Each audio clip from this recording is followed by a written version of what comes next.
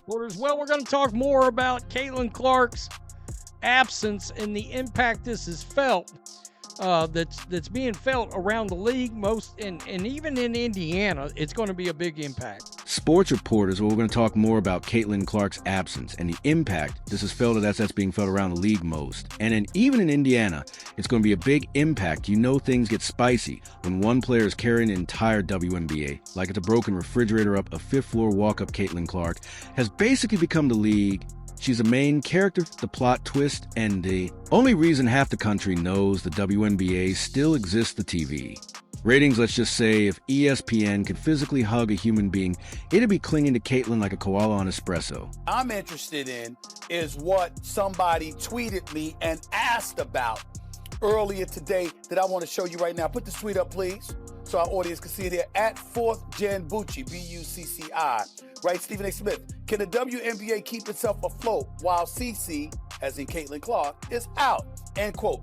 We're talking record-breaking, eyebrow-raising executives popping champagne TV, numbers of kind of viewership the WNBA probably thought was extinct. Suddenly people who hadn't seen a women's basketball game since Leslie dunked are tuning in like it's the NBA Finals. You could hear remote controls nationwide getting arthritis from how often they're flipping to watch Caitlin. And yet here comes the WNBA treating her like she's just another jersey in the locker room. If Caitlin's presence is pure gold, the WNBA brass is over here trying to trade it in for expired Chuck E. Cheese tokens.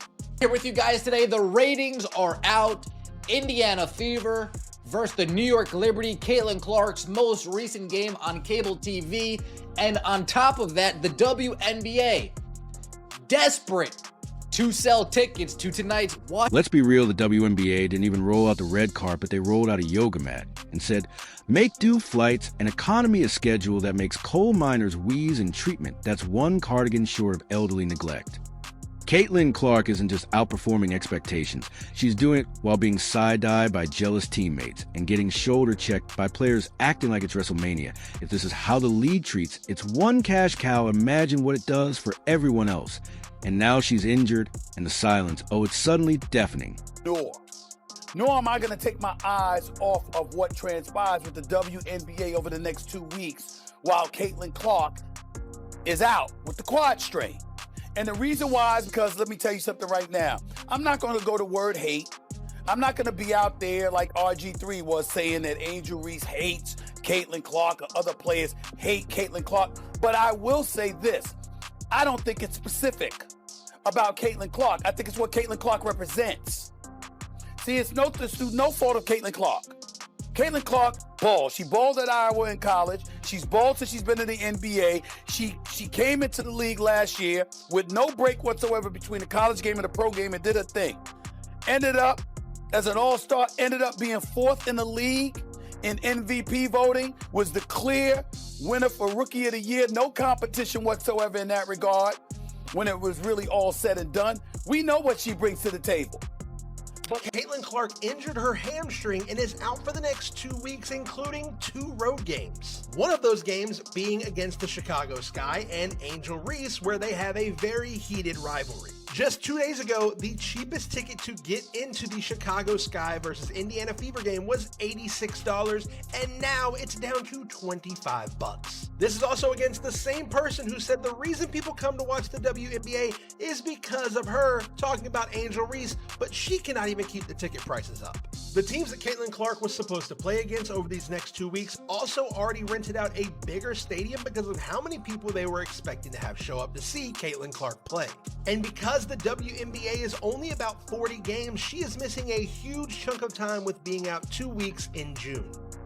You could practically hear the panic setting in at WNBA headquarters, one sprained ankle, and everyone scrambling like they just dropped a baby in a swimming pool.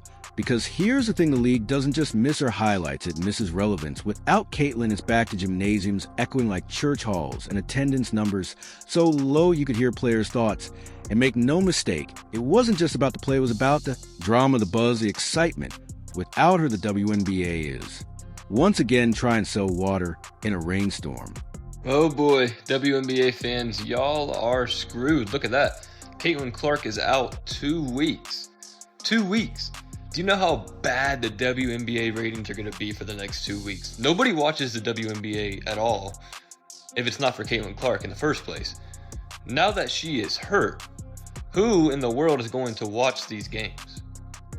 Who in the world is going to watch a WNBA game without the biggest star the sport has seen ever? Like, this is going to be hilarious the next couple of weeks when these ABC stations, TNT, ESPN, see how bad the ratings are when Caitlin Clark isn't playing.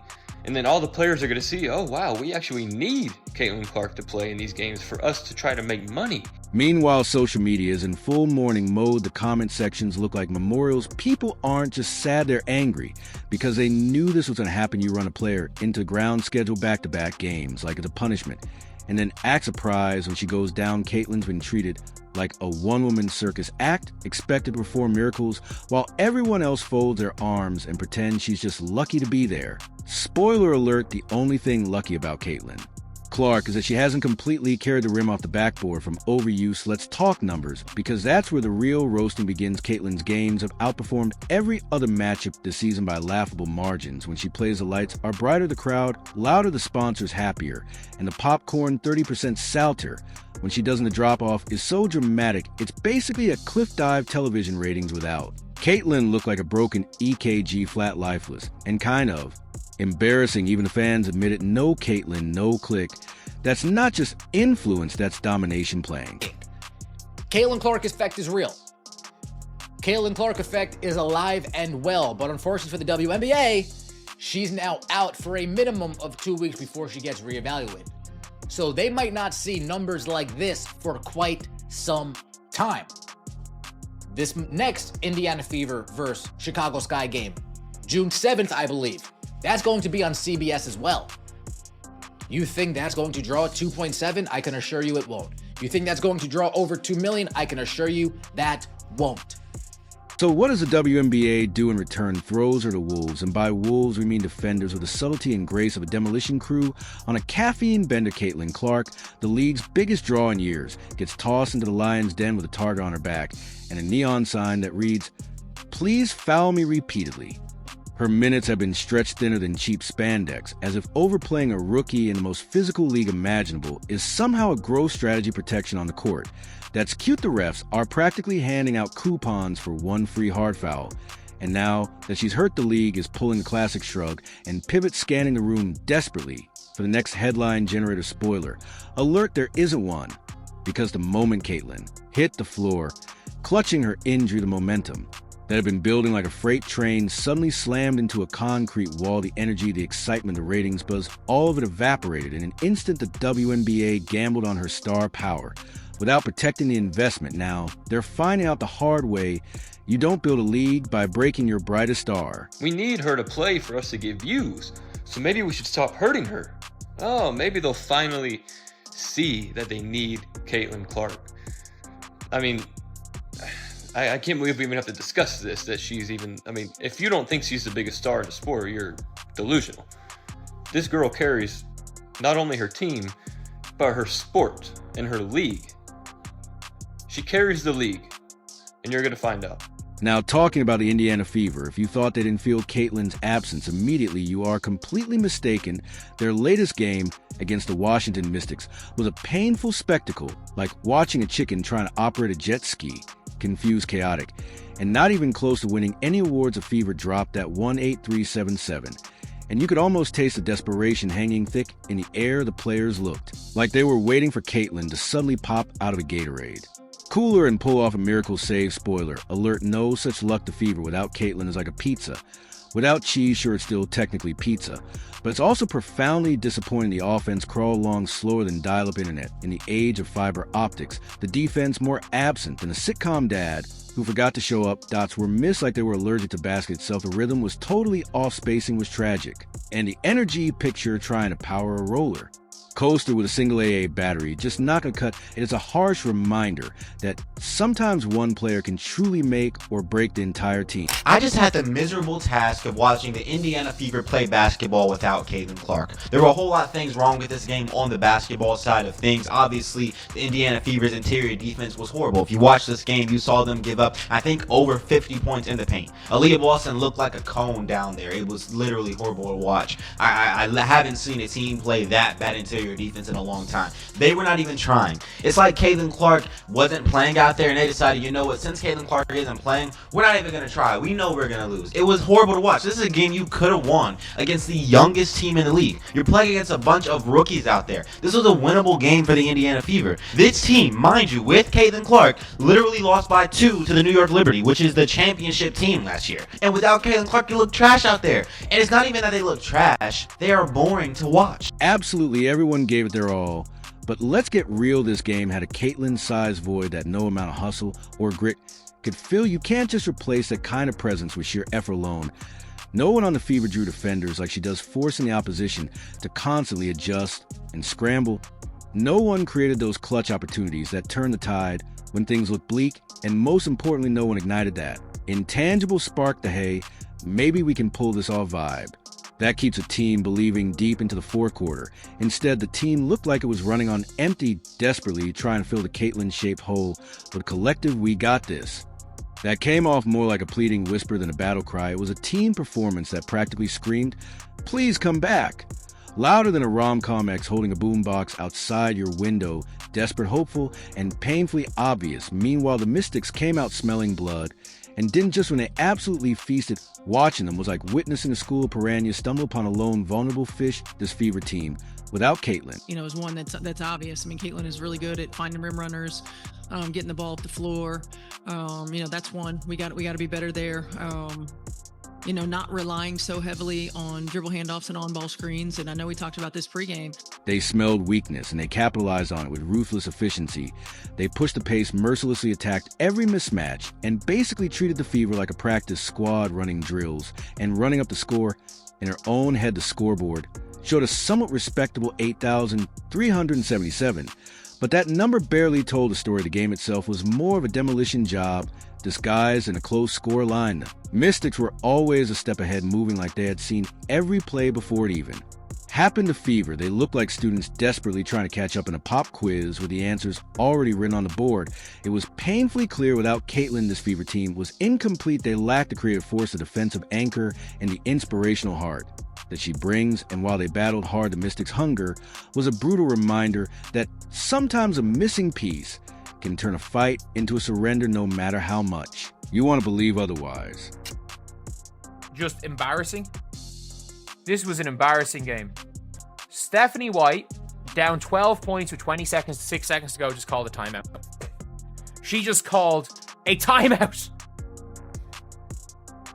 This was a absolute embarrassment. An embarrassing performance from the Indiana Fever. And now that she's injured, both the team and the league are stuck in a bizarre mix of denial and regret. You can almost hear the boardroom meetings. Now, maybe we should have let her take a few breathers. Maybe scheduling 10 games in 14 days was not a genius idea. Maybe players are human. But hindsight's a real snarky friend. Isn't it? Here's the kicker. Even while injured, Caitlin Clark is still dominating headlines. She's not even on the court, and she's still outshining every active player. The fans are tweeting, the media is salivating, and the whole sports world is refreshing their feeds for injury updates. Meanwhile, other players are over here struggling to trend on TikTok. It's the Caitlin effect, undeniable, unreplicable. And currently say on the bench with ice on her leg, the league thought it could ride the wave without respecting the ocean. Turns out when the tide goes out, you're just a bunch of stranded beach chairs. The Fever thought they could develop as a unit while their best player held the whole playbook together with duct tape and prayer. And now everyone's realizing just how much they relied on the very person they failed to support. Here with you guys today, the Indiana Fever lose to a young Washington Mystics team, 83-77. Look lost without Caitlin Clark. If this doesn't serve as a giant wake-up call to the WNBA, then they're napping harder than Sleeping Beauty on Ambient with noise-and-selling headphones and blackout curtains. Treat your stars like stars, or prepare to watch your ratings vanish faster than your last nationally televised game's viewership. Caitlin Clark isn't just another player on the roster. She's a player. She didn't walk into the league quietly, she candle and splashing. Attention headlines and a brand new audience all over a league that desperately needed it. She put the WNBA back on the map. Now the map's blank again, and somehow everyone's acting surprised the league has been handed a once-in-a-generation opportunity on a platinum platter, and they're managing it with the enthusiasm of someone who just got jury duty. So go ahead, WNBA, keep pretending she's just another rookie, keep trotting out the tired lines about team balance and shared spotlight. But here's a spoiler: you can't hide a supernova behind a desk lamp, and if Caitlin Clark doesn't come back soon mentally, emotionally, or physically, you're going to be left with empty arenas, confused sponsors, and fans wondering why they bother to tune in at all. So, the Indiana Fever did not look good without Caitlin Clark. I guess that would be an understatement. Look, I mean, it's not that surprising to see the drop-off for the Fever without Clark. This Caitlin Clark effect, if you will, because so often what's talked about is her impact on interest or economics, but all of that is based on her abilities as a basketball player. If you're one of the haters who spent time loudly insisting that Caitlin Clark was overrated, well, congratulations. Are in order you're about to experience the sweet, humbling sting of being proven gloriously wrong. Because the very second she stepped off that court, it wasn't just noticeable. It was seismic. The energy vanished, the ratings dipped, and the buzz gone's like watching a movie without the lead actor technically still running, but no. One's paying attention. Any more Clark didn't just bring her game, she brought the spotlight to fans and the pulse that made the league feel alive. Now the WNBA looks like a before and after ad for what happens when you subtract star power from a sport still fighting for mainstream attention. It's not a diss to the rest of the league, it's a testament to just how much Caitlin Clark changed the game. She didn't just join the WNBA, she resuscitated it. And now that she's momentarily gone, the contrast is impossible to ignore. So go ahead and keep calling her overrated, just know you're doing it while sitting in a silent room where all the excitement is left